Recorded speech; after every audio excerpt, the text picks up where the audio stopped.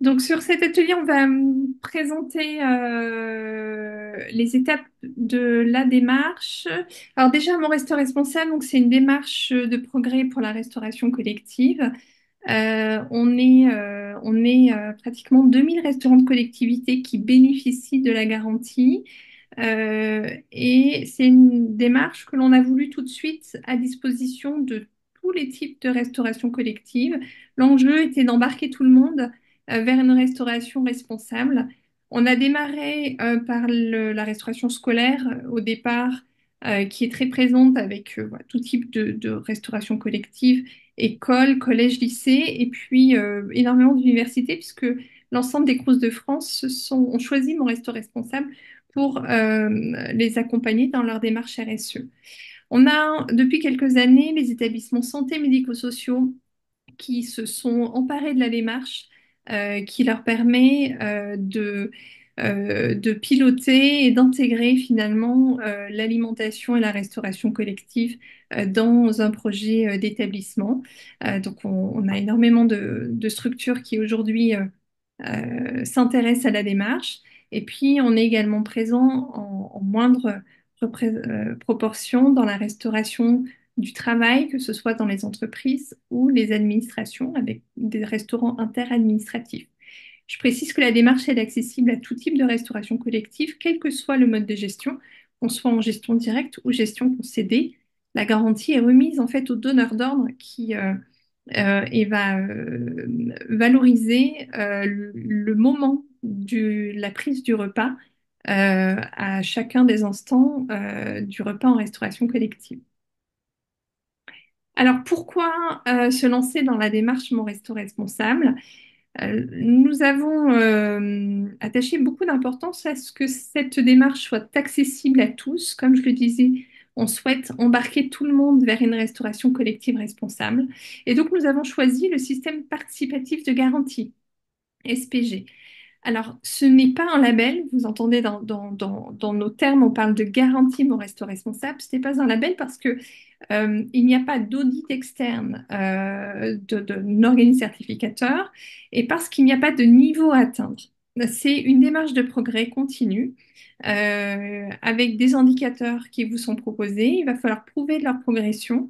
Il va falloir, chaque établissement va pouvoir choisir le niveau de progression qu'ils souhaitent atteindre.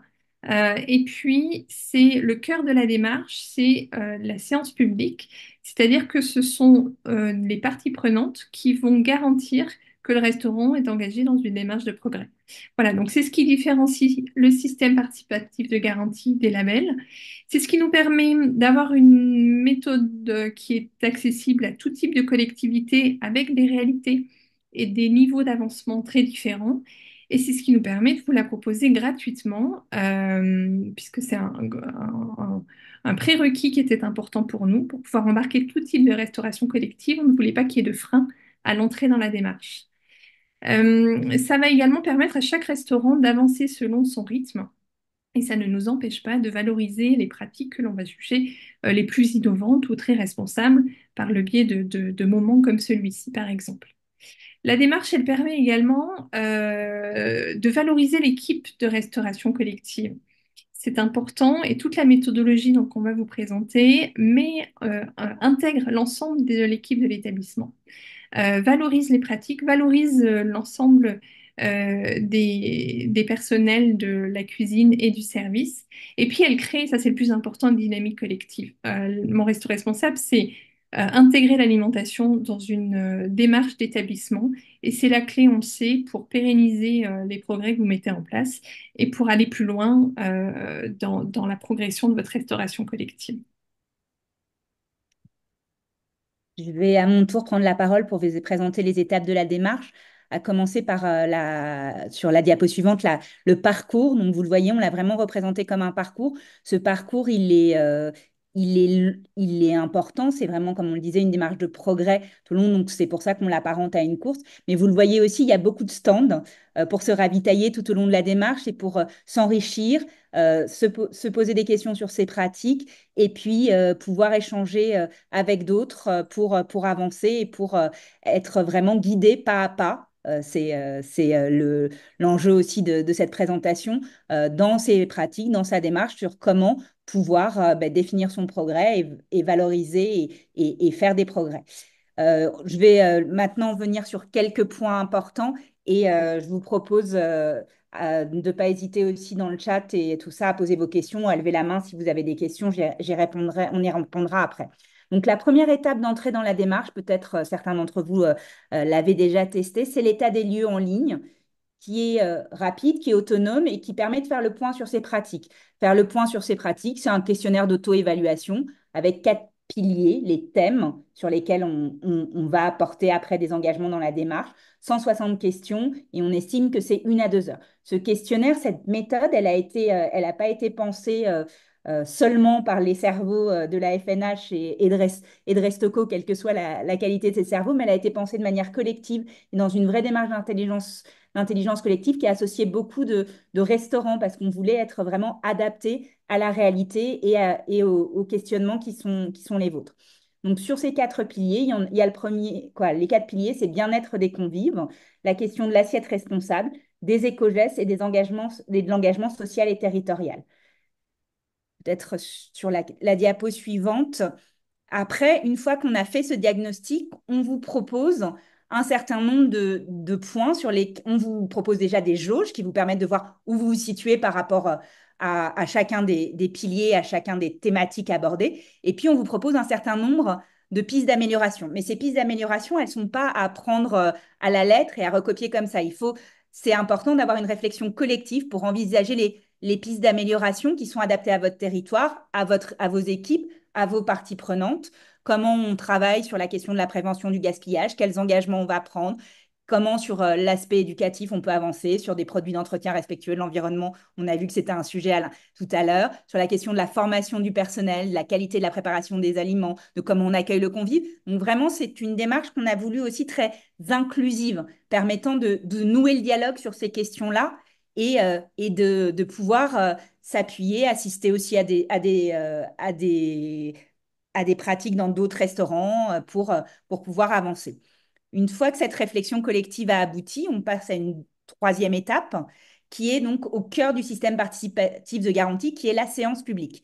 Alors, la séance publique, c'est le moment où chaque restaurant réunit ses parties prenantes. Ça peut être ses convives, les élus du territoire, ses fournisseurs, quelle que soit leur taille, leur statut, et puis d'autres restaurants du territoire qui viennent ensemble. Et puis c'est une séance publique, donc elle est ouverte. N'importe qui doit pouvoir rentrer. Et devant ces personnes-là, on déclare quelles sont les pistes d'amélioration choisies, pourquoi on les a choisies. On donne à voir en fait ce que va être notre engagement dans les 2 prochaines années et ce sur quoi on va travailler.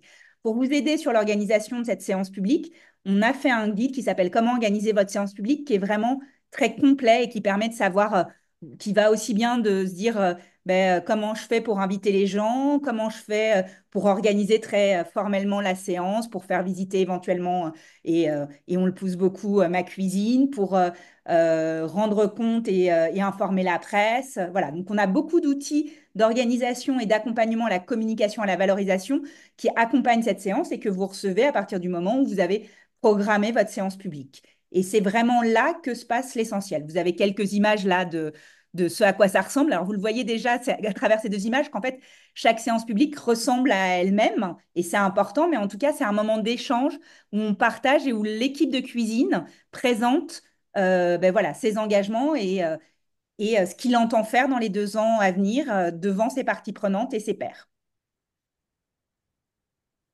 Du coup, d'autres façons de voir, donc vous voyez là, on a illustré la visite de la cuisine qui est un moment fort parce que c'est un endroit très pratique, comme le disait Patrice tout à l'heure, pour faire des échanges de pratiques.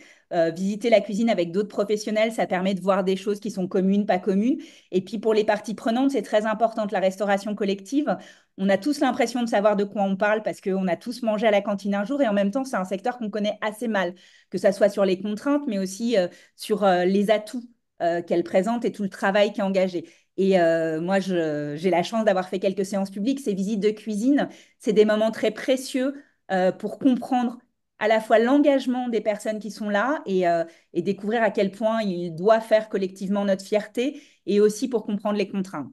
Et puis, au moment de la séance publique, il faut qu'il y ait, c'est le principe de la garantie, un témoin de la séance publique, une personne qui peut être un convive, un autre acteur de l'alimentation collective du territoire, un fournisseur, qui en tout cas est extérieur à la structure. Il ne travaille pas dans le restaurant et qui signe et remet la garantie qui dit notre établissement prend des engagements pour une alimentation plus saine et durable, et donc qui est valable pour 2 ans à compter de la date de la séance de garantie.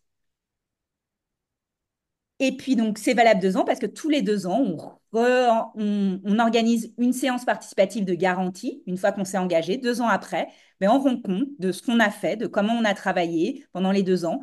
On fait voter la garantie, c'est-à-dire qu'on demande au public présent, encore une fois, les parties prenantes, les pairs, d'autres acteurs du territoire, de dire, mais par rapport à ce à quoi vous étiez engagé, vous nous présentez vos résultats, votre travail pendant 2 ans. On considère que vous avez fait le job, si vous me permettez cette expression, et on vote la garantie, où on trouve que vous auriez pu faire mieux et on ne vote pas la garantie. Et donc, de ce vote détermine le fait d'avoir à nouveau la garantie signée par le témoin pour les 2 ans à venir. Et puis, cette séance est aussi l'occasion de présenter les engagements, les nouvelles pistes d'amélioration, parce qu'avant d'organiser la séance de renouvellement tous les 2 ans, on repart dans le processus avec l'autodiagnostic, les nouveaux engagements. Et donc là aussi, on vous accompagne avec la démarche sur les questions que vous pouvez poser à ce moment-là, sur comment aller vers de nouveaux engagements, comment peut-être sur des engagements qui ont un peu bloqué, d'autres ont réussi ailleurs et donc voir les bonnes pratiques pour aller plus loin sur certains sujets. Voilà, d'être vraiment dans une démarche de progrès tout au long de la démarche. Est-ce que vous avez des questions? Alors, s'il y a des questions, n'hésitez pas à rallumer le micro et ensuite on vous emmènera sur le site internet, regarder comment démarrer. Bonjour, Christophe. Oui. J'ai pas bien compris l'histoire de la garantie ou de si jamais on n'atteint pas les objectifs, que ce n'est pas renouvelé. Cette notion de garantie, elle n'est pas claire pour moi pour l'instant.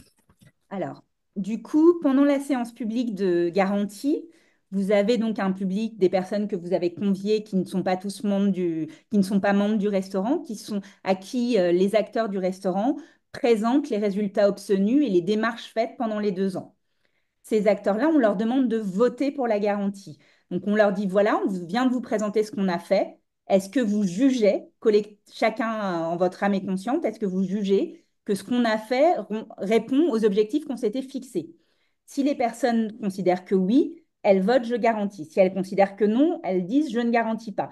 Pour l'obtention de la garantie, pour le renouvellement de la garantie, il faut qu'il y ait 75% des personnes présentes lors de ce vote qui disent oui, vous avez bien atteint la garantie. On considère que votre travail a été fructueux et que vous avez, en tout cas, que vous êtes donné les moyens d'atteindre un certain nombre de vos objectifs. Si c'est moins de 75%, mais qu'on est au-dessus de 50%, on se dit, ben là, dans l'année qui vient, vous pouvez ben, faire mieux sur certains points et pouvoir avoir du coup la garantie qui sera renouvelée qu'au bout d'un an avec une nouvelle présentation. Puis si on est à moins de 50%, des présents, on considère qu'on n'a pas de garantie et là, il faut attendre un an, si je ne m'abuse, Marie-Cécile, je crois, pour recandidater à la garantie. La vérification de la garantie, elle se fait bien. Alors, on fait une séance publique tous les 2 ans et c'est à ce moment-là qu'on fait la vérification de la garantie. Mais ce qui ne vous empêche pas, vous, dans votre démarche avec vos publics, vos convives, vos groupes, de faire des temps de rencontre et de rendre compte de la démarche plus régulièrement. Mais les séances publiques de garantie, qui sont quand même un effort d'organisation et d'ouverture sur cette séance-là, elles sont organisées tous les 2 ans. Donc, si j'ai bien compris, quand on s'engage dans la démarche, on a la garantie qui est signée a priori pour les 2 années qui vont suivre. C'est ça. Euh, Par contre, si jamais on n'atteint pas les objectifs, cette garantie est retirée. C'est ça. Quoi, si on n'atteint pas les objectifs, alors c'est pas c'est une discussion, c'est pas forcément. Je vais prendre un exemple. Moi, sur la dernière séance de garantie où j'étais, tous les objectifs n'avaient pas été atteints. Ils s'étaient, par exemple, engagés à avoir 50% de produits bio dans l'assiette. Il se trouve que là, ils sont à 45. Ils s'étaient engagés, par exemple, à organiser des ateliers avec les convives. Ben, finalement, ils ne les ont pas fait parce qu'ils ont fait d'autres choses. Il y avait un certain nombre des projets qui n'étaient pas atteints, mais le public a considéré que tous les efforts avaient été mis en place et que les choses avaient quand même progressé, étaient bien dans une démarche de progrès. Donc, c'est pas une évaluation des résultats. C'est pas seulement une évaluation des résultats, mais c'est bien un questionnement des convives et des parties prenantes sur les efforts ont été faits et un certain nombre de résultats ont été atteints au vu de la situation. Est-ce que je suis claire ou pas? Ou je vous ai perdu? Non, c'est plus clair. C'est plus clair. Mais je suppose que je peux trouver d'autres informations sur le site. Oui, et puis on est à disposition pour expliciter encore et n'hésitez pas aussi, on peut vous mettre en relation sans doute avec des acteurs de votre territoire qui ont déjà fait des séances de garantie et même plusieurs séances de garantie et qui pourront vous le raconter avec leurs mots qui seront peut-être encore plus opérationnels que les miens. Je vous propose qu'on continue en regardant le site internet et puis comme ça, n'hésitez pas à continuer avec vos questions. Donc en fait, vous pouvez déjà tous, ou dès que vous aurez quitté cette réunion, aller sur le site Mon Resto Responsable et puis vous inscrire. Alors je vais partager un nouvel écran et le faire avec vous. Nous avons fait en sorte que l'inscription soit facile euh, pour qu'il n'y ait pas de frein. Alors si vous n'êtes pas sûr de vous engager, vous pouvez bien sûr quand même créer votre accès sur le site, hein, vous allez voir. Hop, attendez. Voilà, pardon, je me suis mise sur la page d'accueil du site. Voilà, je pense que c'est bien ce qu'on voit, Sarah. Oui, oui, Mon c'est bon. res- Merci. Monrestoresponsable.org. Donc, lorsqu'on est déjà engagé, effectivement, moi, je me suis déjà inscrite, on a accès au tableau de bord, mais sinon, on a accès à l'inscription. Alors, attendez. Ah, pardon, je l'ai fait tout à l'heure. Je vais le refaire avec vous. Voilà. Vous pouvez cliquer sur s'inscrire. Vous avez accès à l'inscription. Vous voyez, on demande peu d'éléments, peu d'informations à l'inscription pour que ce ne soit pas un frein et ça vous permet d'avoir accès ensuite au référentiel Mon Resto Responsable. Ça répond à une des questions qui demandait. Voilà, vous allez le voir, s'il y a des objectifs minimums, en fait, il y a un référentiel qui a été construit avec beaucoup d'organisation et qui évolue au fil des années. Donc voilà, vous pourrez vous inscrire tout de suite ou tout à l'heure sur ce site-là, monrestoresponsable.org, avec ces informations-là. Une fois qu'on clique sur s'inscrire, je vais le faire moi avec voilà, hop, ma connexion. Vous arrivez tout de suite à un tableau de bord en ayant d'abord rempli les informations sur votre fiche restaurant. Alors, c'est-à-dire que on peut s'inscrire en tant que restaurant de collectivité. Donc, on a un restaurant et vous voyez une fiche restaurant, ça va être un petit questionnaire comme celui-ci.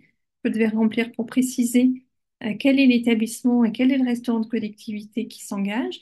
Mais vous pouvez également peut-être être une collectivité territoriale ou un groupement de restaurants de collectivité et souhaiter dans ce cas-là avoir la main sur plusieurs restaurants de collectivité pour lesquels que vous souhaitez faire entrer dans la démarche. Donc nous, c'est les lieux de restauration que l'on va garantir. Alors c'est facile peut-être quand on est un restaurant scolaire. Lorsqu'on est un hôpital, c'est le centre hospitalier ou les centres hospitaliers desservis par la cuisine centrale qui vont s'engager dans la démarche. La coordination peut être faite toutefois par la cuisine centrale si c'est elle qui a le souhait de s'engager. Pour ceux qui achètent les prestations en repas ou qui travaillent avec une société de restauration, ce qui va être intéressant, c'est que c'est le donneur d'ordre qui peut créer ou la société qui peuvent créer le questionnaire, mais il va falloir en tout cas le remplir ensemble parce que toutes les parties prenantes équipe de cuisine, donneur d'ordre et lieu de distribution du repas vont être concernés par le questionnaire. Donc, vous avez de toute façon toujours la main pour préciser les restaurants de collectivité, et les informations de ceci. Vous avez accès à un tableau de bord qui montre en fait les trois étapes dont on vous a parlé. Vous êtes guidé pas à pas sur les trois étapes. La première, c'est l'évaluation de son restaurant. On a travaillé à un questionnaire pour qu'il n'y ait pas de frein au remplissage de cette évaluation. Donc, on va prendre l'exemple de l'assiette responsable. On l'a créé avant qu'Egalim existe et je crois qu'on est toujours souvent, encore malheureusement malgré Egalim, devant des difficultés parfois à trouver des pourcentages. Donc vous verrez que dans notre questionnaire, on ne vous demande pas de pourcentage. On a créé un questionnaire en oui ou non en établissant une liste de produits qui sont les plus importants en restauration collective et en demandant à l'établissement de remplir, voilà, est-ce que les pommes sont bio? Est-ce qu'elles sont, si elles le sont, est-ce que c'est moins de la moitié ou plus de la moitié de mes achats? Est-ce qu'elles répondent, elles sont une autre garantie, un autre mode de production responsable qui n'est pas bio mais qui est reconnu par Egalim? Ou est-ce que ce sont d'autres pratiques responsables et qui rentrent en général au niveau d'Egalim dans ce qu'on appelle les critères d'achat responsables qui sont également reconnus par Egalim. Et puis on a des questions sur la proximité nationale ou locale avec une définition de local de moins de 150 km. Tout ça pour vous montrer que c'est un questionnaire en oui ou non qui permet en fait de répondre à l'ensemble des questions et des quatre piliers en moins de 2 heures sans sortir un seul document justificatif. Ce que l'on veut voulait, c'est vous permettre d'avoir accès à ces jauges qui vont évoluer en fonction du remplissage du questionnaire et qui vous permettent d'identifier tout de suite les points d'amélioration que vous devez mettre en place. C'est aussi des jauges qui vont vous permettre de faire la pédagogie auprès de vos parties prenantes en mettant en avant les progrès et votre état des lieux. Donc c'est un questionnaire très complet d'une centaine de questions. Je peux reprendre voilà, d'autres questions sur l'engagement social et territorial, où là, on a identifié voilà, des éléments de progrès avec des premières questions, puis des questions pour aller plus loin, ou des questions avec à chaque fois 3 niveaux de questions qui vont vous conduire aussi à identifier peut-être des engagements que vous allez pouvoir prendre. Une fois que le questionnaire est rempli, donc il peut se faire en plusieurs fois par plusieurs personnes, puisque vous pouvez sur votre tableau de bord donner accès à des collaborateurs pour que chacun puisse remplir la partie du questionnaire qui va le concerner. Une fois que ceci est rempli, vous allez définir les engagements. Ça, il faut que ça se fasse en équipe. Et on a ici des engagements en cours pour cet établissement test. Hop, je vais aller sur l'autre, mais vous pouvez aussi, voilà, quand on relance sa garantie, on peut mettre à jour des engagements. Il y a des engagements qui sont proposés et des engagements qu'on peut écrire complètement, puisque on donne la liberté à chaque établissement de s'engager au niveau où il souhaite s'engager. Ce qui est important, c'est d'être très précis et pratique dans ces engagements pour on puisse contrôler 2 ans après, puissiez justifier de leur tenue et de leur application. Et puis la dernière étape, je reviens au tableau de bord, ce sera la séance publique. Et là, voilà, vous êtes accompagné pas à pas sur la méthode pour mettre en place cette séance publique, que ce soit l'organiser, que ce soit la communiquer et faire savoir ce que vous aurez fait. Restoco et la FNH, notre équipe et les ambassadeurs Mon Resto Responsable sont informés de chaque étape à laquelle vous êtes et peuvent voilà, vous aider et vous guider sur la suite. Lorsqu'un établissement met en place une séance publique, notre travail va être de faire le lien avec les restaurants du territoire, de pouvoir vous proposer parfois des séances publiques communes ou des événements pour valoriser ce que vous allez mettre en place. Ce site vous permet également d'avoir accès à une fiche indicateur Egalim. Ça vous permet de préparer votre déclaration annuelle Egalim, qui, je le rappelle, est obligatoire.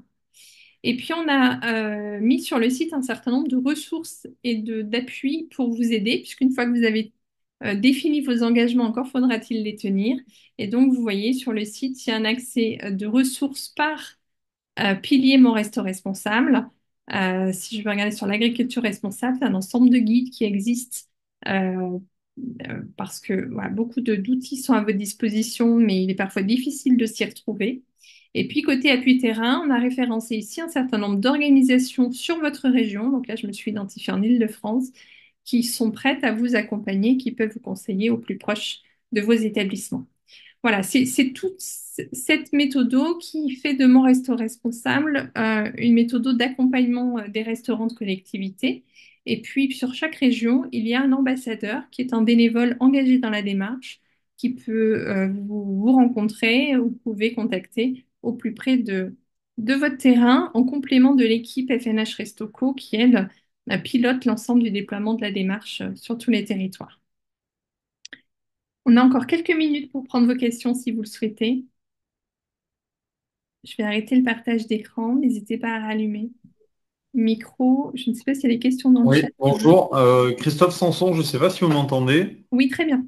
Voilà. Bon, mais parfait, très bien.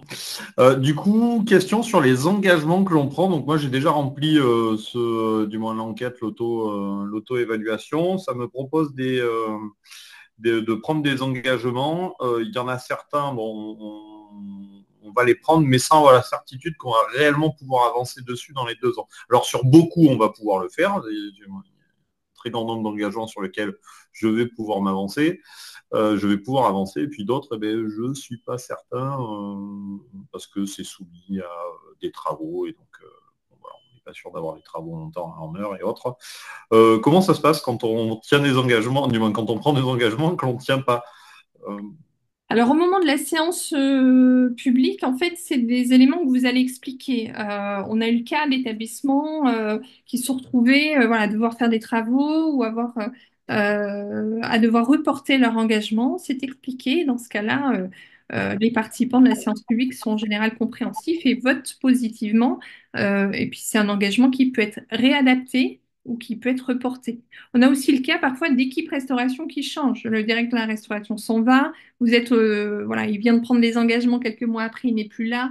Une grosse partie de l'équipe change. Peut-être que la nouvelle équipe va vouloir réadapter les engagements, mais la séance publique permet d'être transparent là-dessus. Ce qui va être important, c'est voilà, de la transparence, d'informer, et parce que c'est cette séance publique qui va effectivement valider ou pas votre garantie. Et donc, ce qu'ils vont juger, c'est voilà,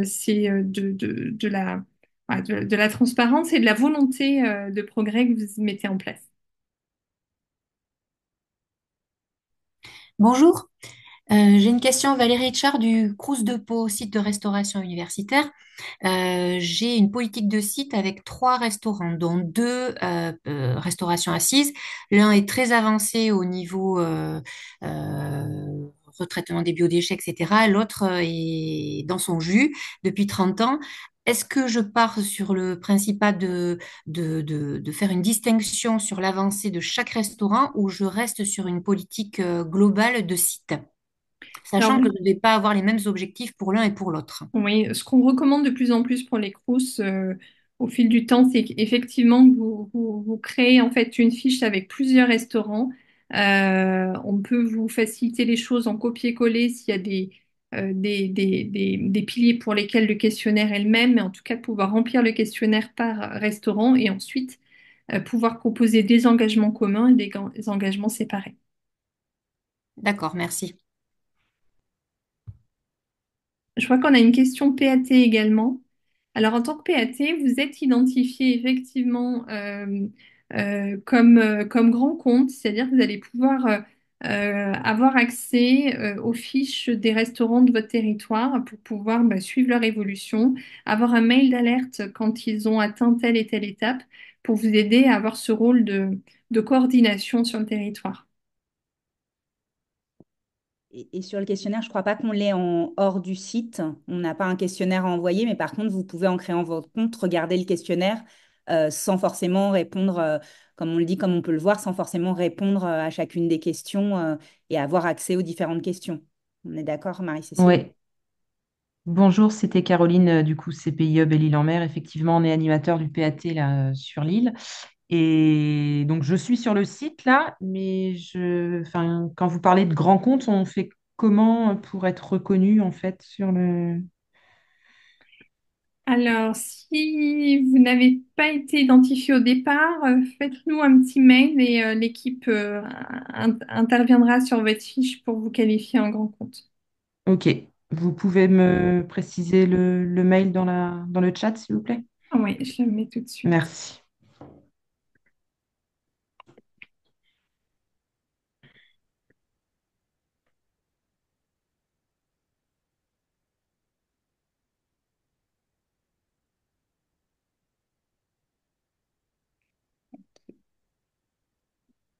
Je ne sais pas s'il y a d'autres Merci. questions. Bonjour, vous m'attendez? Je suis Florence Sourget, donc de la mairie de Casteljaloux dans le Lot-et-Garonne. Donc nous, on n'est pas une très grande structure. On fait 300 repas par jour. Moi, j'ai une question. Quels sont les avantages de s'engager dans cette démarche, en fait? Alors, je ne sais pas si on est les meilleurs, les mieux placés pour le dire, mais en tout cas, c'est vraiment c'est d'avoir un outil assez accessible, justement, même pour les peu de repas, assez peu une démarche gratuite et puis une démarche qui permet de rentrer dans un réseau où vous pourrez être mis en lien avec d'autres acteurs de votre territoire qui se posent les mêmes questions ou avec des acteurs même, pourquoi pas, de territoires un peu plus lointains, mais qui sont posés les mêmes questions et avec des contraintes ou en tout cas une réalité qui est assez semblable à la vôtre. Et c'est ça, en fait, rentrer dans la force d'un réseau qui se sont posé les questions de comment faire en partant de la réalité pour être dans une démarche de progrès. Donc, c'est plutôt ça, je dirais, les avantages de la démarche, c'est d'être un relais. C'est pour ça que plusieurs PAT sont là, d'être un outil qui permet d'animer, d'avoir des outils de communication, de valorisation de tout ça auprès de votre public, et puis un outil réseau qui permet d'échanger avec d'autres. Ok, Je compléterai en disant que l'enjeu vers la méthode de la démarche, c'est de faire de la restauration collective, enfin, de faire rentrer dans un projet d'établissement. Puisque souvent dans les établissements, on a un acteur qui va impulser une dynamique. C'est parfois l'élu, c'est parfois le cuisinier, c'est parfois l'acheteur. C'est parfois un parent d'élève, voilà.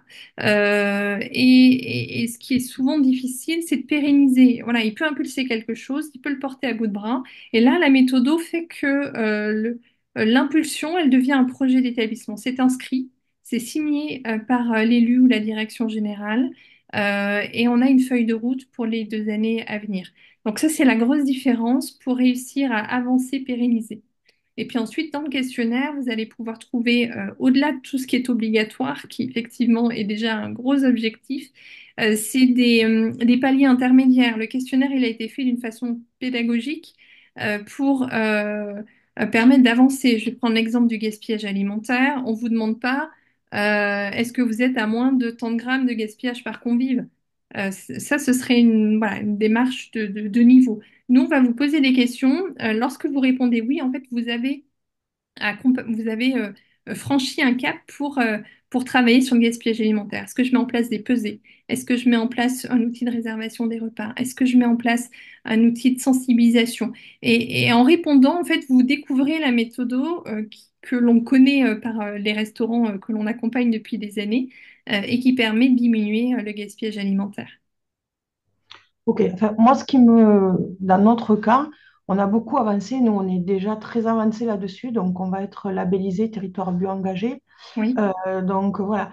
Et en fait, c'est vrai que par votre démarche, ça nous permettrait, je dirais, de communiquer un peu plus là-dessus. Parce qu'on a fait énormément de choses. Donc, gaspillage alimentaire, on a 50 grammes par assiette. Depuis 3 4 ans, on a des commissions restaurants, on a beaucoup de choses. On n'est pas encore en gestion directe. Je ne sais pas, c'est un travail, on est en train d'y travailler, mais on travaille avec une société de restauration. Donc voilà, je pense que votre démarche nous permettrait de communiquer plus que sûrement aussi d'avoir d'autres objectifs, et tant mieux, quoi. Il faut toujours en avoir pour avancer. Voilà, merci beaucoup de votre réponse. Oui, et puis on a parfois le retour d'établissements engagés qui sont également engagés sur un label comme EcoCert en cuisine ou d'autres et qui ont atteint un niveau et en fait ils continuent à avancer avec nous en parallèle parce que ça leur permet par ces séances publiques d'avoir cette communication et de rassembler l'ensemble des parties prenantes. Et ça c'est vraiment spécifique à la démarche Mon Resto Responsable. Donc il y a dans l'établissement, et puis on parlait des PAT, mais il y a être, comme vous le voyez avec Territoire Bio Engagé, également en lien avec des restaurants du territoire pour participer à une démarche de territoire. Ouais. Donc toutes ces démarches-là sont complémentaires. Nous, on n'est concurrent d'aucun label, et d'ailleurs, quand on répond au questionnaire, dans la garantie, on vous demande si vous êtes déjà engagé dans un label, puisque la démarche est complémentaire au label qui existe par ailleurs. Et c'est vrai que cette séance de garantie, je trouve que c'est aussi une manière sur un certain nombre de sujets, et notamment le gaspillage alimentaire, c'est pas que la responsabilité de la cuisine ou que la responsabilité des convives, c'est souvent des responsabilités partagées. La séance de garantie, c'est aussi le moment d'exprimer cette co-responsabilité. On, on porte ensemble le fait que notre restaurant collectif est un commun qu'on amène vers le mieux. Et c'est vraiment une démarche d'engagement et pour ça, elle est très complémentaire des démarches de labellisation. Voilà, on est arrivé au terme du temps qu'on voulait consacrer à ce webinaire.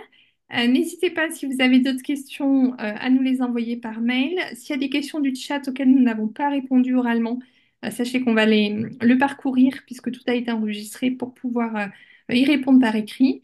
Et puis, si la qualité le permet, les enregistrements de ce webinaire seront à disposition de tous. Vous avez déjà sur le site Mon Resto Responsable une vidéo de présentation de la démarche. Et puis en créant votre compte, comme on vous l'a montré, vous pouvez avoir ce pas à pas pour avancer. Voilà, n'hésitez pas et nous sommes à votre disposition. Merci à tous, au revoir. Merci beaucoup, au revoir.